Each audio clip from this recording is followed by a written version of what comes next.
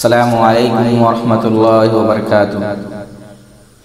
الحمد للہ رب العالمین والعاقبۃ للمتقین والصلاة والسلام علی سید الانبیاء والمرسلین نبینا محمد وعلی آلہ وصحبہ اجمعین، وبعد۔ قال الله تعالى في القرآن المجيد: أعوذ بالله من الشيطان الرجيم.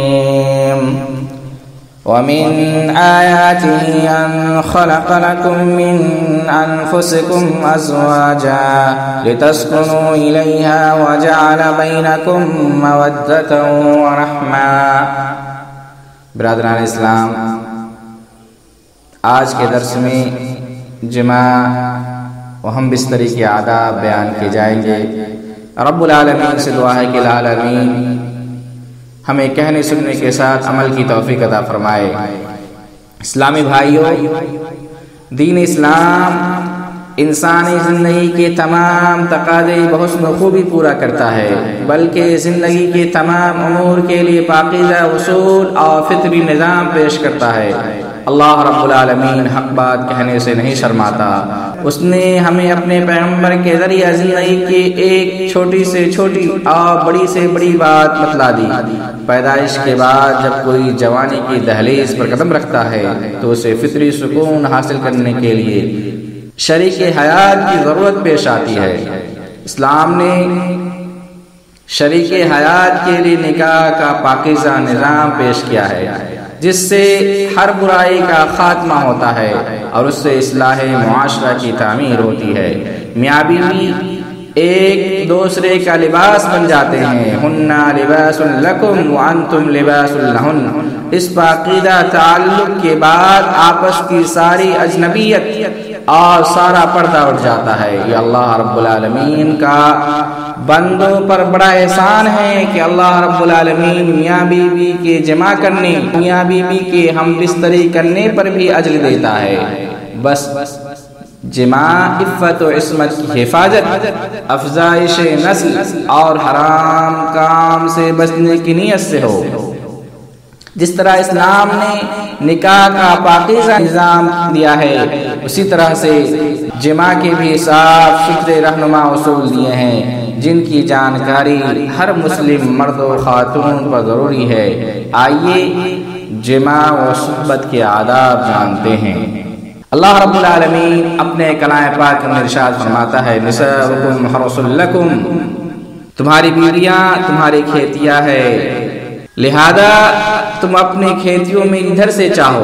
اس کا مطلب یہ ہے کہ بیوی کی اگلی شرمگاہ میں جس طرح سے چاہو جمع کرو، اور پچھلی شرمگاہ میں وطی کرنا حرام ہے۔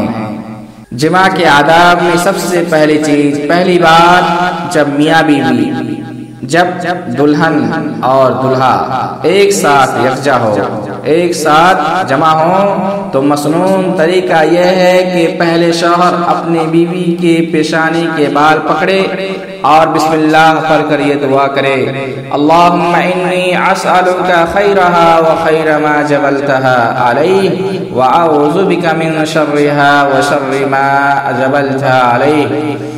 سنن ابو داؤد کی روایت ہے، علامہ البانی رحمہ اللہ نے اسے حسن قرار دیا ہے۔ جمع کے آداب میں سے دوسری چیز، دلہا کو چاہیے، یعنی شوہر کو چاہیے کہ شب زفاف میں، سہاگ رات میں اپنی بیوی کے ساتھ 2 رکعت نماز ادا کرے۔ ایسا کرنے سے دونوں کی باہمی زندگی ہر ناپسندیدہ چیز سے محفوظ رہے گی۔ شوہر آگے بڑھ کر امامت کرے جبکہ بیوی پیچھے نماز ادا کرے گی۔ اس سے دلہا دلہن کے دل میں اگر کوئی نفرت، کراہت یا ناپسندیدگی ہوگی تو انشاءاللہ اللہ رب العالمین اسے دور کر دے گا۔ حضرت عبداللہ بن مسعود رضی اللہ تعالیٰ عنہ کے پاس ابو حریث نامی ایک شخص آیا اور عرض کرنے لگا: میں نے ایک نوجوان کنواری لڑکی سے شادی کی ہے اور مجھے خطرہ ہے کہ کہیں وہ مجھے ناپسند نہ کرنے لگے۔ تو عبداللہ بن مسعود نے کہا: الفت و محبت تو اللہ کی جانب سے ہے اور ناپسندیدگی شیطان کی جانب سے ہے۔ وہ چاہتا ہے کہ تمہارے حلال چیز کو ناپسند بنا دے، لہذا جب تم اپنی بیوی کے پاس جاؤ تو تم اسے کہو وہ تمہارے پیچھے 2 رکعت نماز ادا کرے۔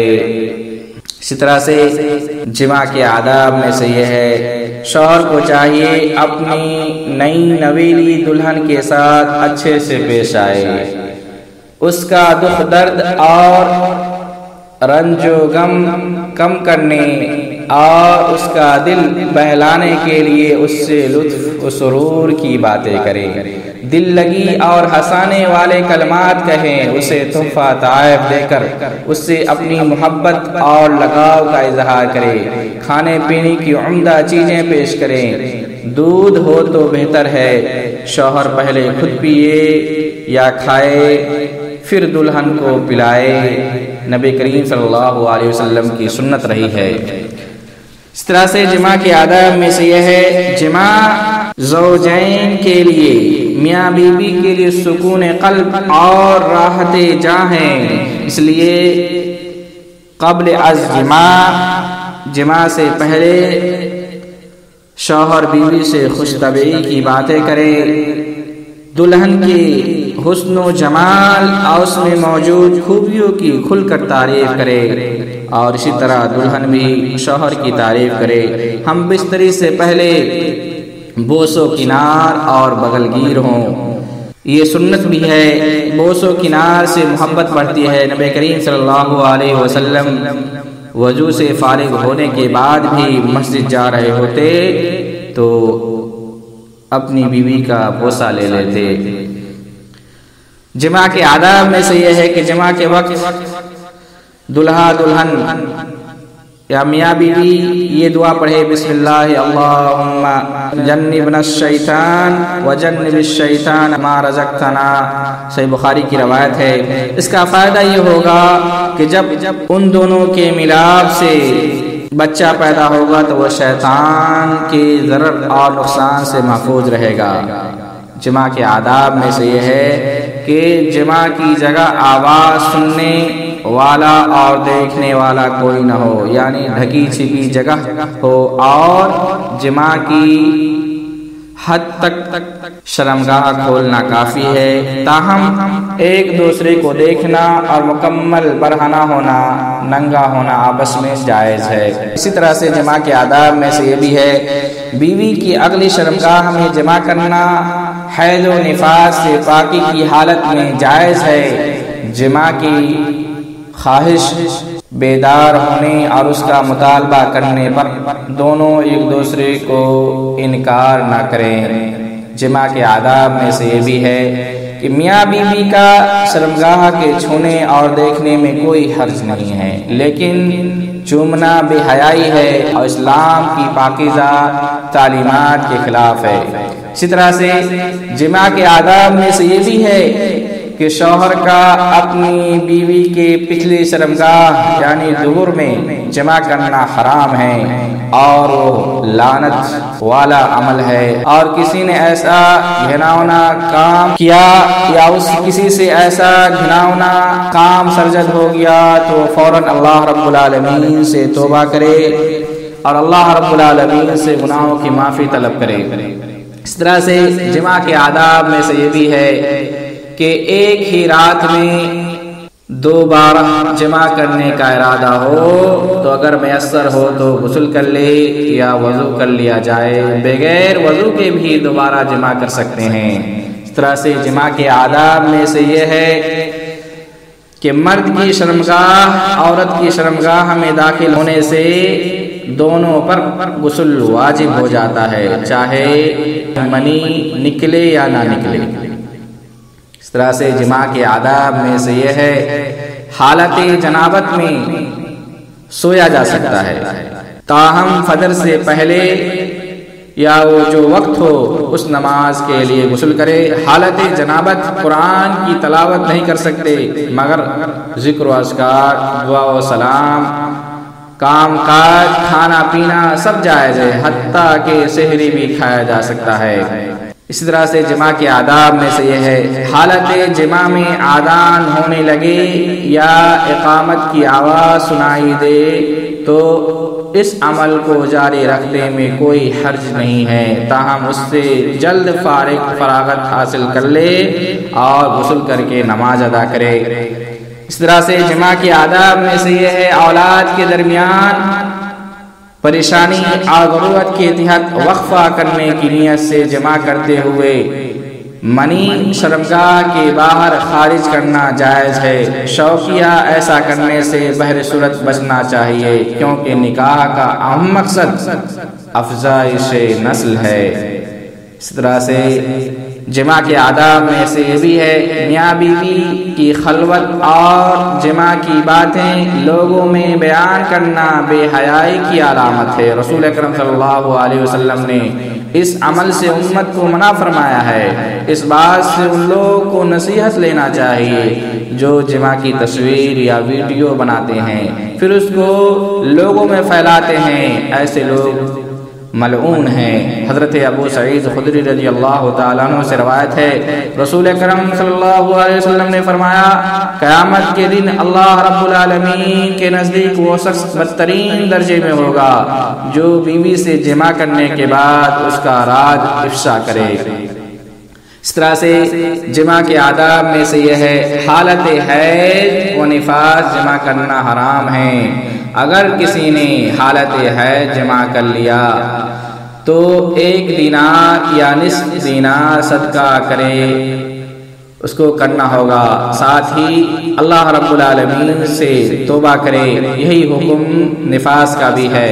اس طرح سے جماع کے آداب میں سے یہ ہے، جماع سے قبل شہوت بھڑکانے کے لیے جنسی قوت والی ادویات کا استعمال جسم کے لیے نقصان دہ ہے، اس سے اجتناب کیا جائے۔ ہاں اگر جنسی کمزوری ہو تو ماہر طبیب سے علاج کرائیں۔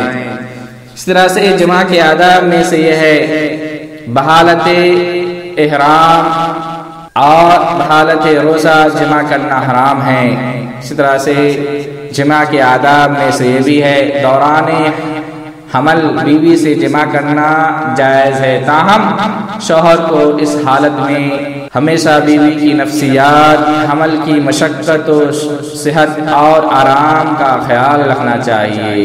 اس لیے بسا اوقات ڈاکٹر اس دوران جمع کرنے سے منع کرتے ہیں۔ اللہ رب العالمین نے اور نبی کریم صلی اللہ علیہ وسلم نے ہمیں میاں بیوی کے تعلق سے جو بھی طریقہ کار بتائے ہیں اس پر عمل کرے۔ اللہ رب العالمین کا ارشاد ہوتا ہے، وَمِنْ آيَاتِهِ أَنْ خَلَقَ لَكُم مِّنْ أَنفُسِكُمْ أَزْوَاجًا۔ یہ اللہ رب العالمین کی نشانیوں میں سے ہے کہ اللہ رب العالمین نے تمہاری نسل سے، تمہاری جنس سے تمہارے لیے تمہاری بیویاں پیدا فرمائی، لِتَسْكُنُوا إِلَيْهَا تاکہ تم اس سے سکون راحت حاصل کرو، وَجَعَلَ بَيْنَكُمْ مَوَدَّةً وَرَحْمَةً، اور اللہ رب العالمین اس کے ذریعے سے تمہارے درمیان محبت و الفت قائم کرنا چاہتا ہے۔ یہ جماع کے چند آداب تھے جو آپ کے سامنے بیان کیے گئے۔ اللہ رب العالمین سے دعا ہے کہ العالمین ہمارے اندر اسلامی غیرت و حمیت پیدا کر دے، حیا کی دولت سے مالا مال کر دے، بے حیائی سے کوسوں میل دور کر دے، اسلام کی پاکیزہ تعلیمات پر عمل کی توفیق عطا فرمائے، آمین۔ السلام علیکم ورحمۃ اللہ وبرکاتہ۔